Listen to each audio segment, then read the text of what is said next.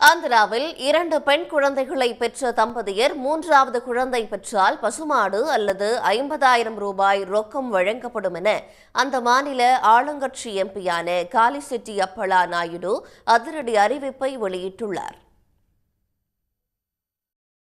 ஆந்திராவில் பெண்கள் கருவுறுதல் சதவீதம் குறைந்துள்ளதால் பெரும் கவலையடைந்துள்ள அந்த மாநில முதலமைச்சர் சந்திரபாபு நாயுடு தெலுங்கு பேசும் மக்கள் அதிக குழந்தைகளை பெற்றுக்கொள்ள வேண்டும் என்று வலியுறுத்தி வருகிறார். கடந்த ஆண்டு ஒரு நிகழ்ச்சியில் பேசிய சந்திரபாபு நாயுடு இனி 2 அல்லது அதற்கு மேல் குழந்தைகளை பெற்றவர்கள் மட்டுமே உள்ளாட்சி தேர்தல்களில் போட்டியிடும் வகையில் சட்ட திருத்தம் கொண்டுவரப்படும் என்றார்.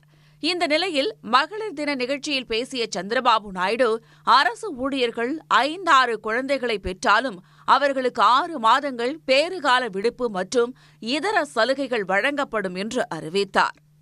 ప్రభుత్వ ఉద్యోగస్తులు కూడా వాళ్ళకి మెటర్నిటీ లీవ్ ఇస్తారు ఒక 6 నెలలు.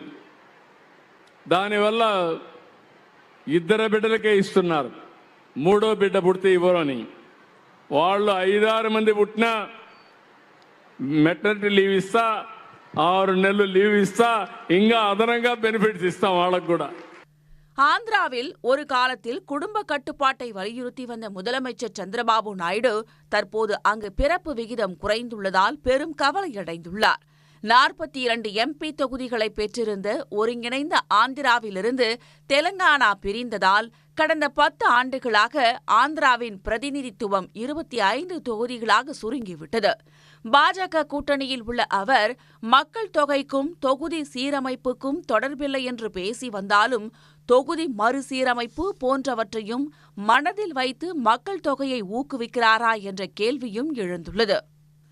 முதலமைச்சர் சந்திரபாபுவை தொடர்ந்து அவரது கட்சியைச் சேர்ந்த வைசியா நகரம் தொகுதி MP காலிசெட்டி அப்பளா நாயுடு மற்றொரு அதிரடி அறிவிப்பை வெளியிட்டுள்ளார். 2 பெண் குழந்தைகளை பெற்ற தம்பதியர் 3வது பெண் குழந்தை பெற்றால் தனது செலவில் 50,000 ரூபாய் ரொக்கம் வழங்கப்படும் என்று அவர் அறிவித்திருக்கிறார். 3வதாக ஆண் குழந்தை பெற்றால் பசுமாடு வழங்கப்படும் என்றும் அவர் அறிவிப்பை வெளியிட்டுள்ளார். உடனுக்குடன் செய்திகளை தெரிந்து கொள்ள சன் நியூஸ் பெல் ஐகானை கிளிக் பண்ணுங்க.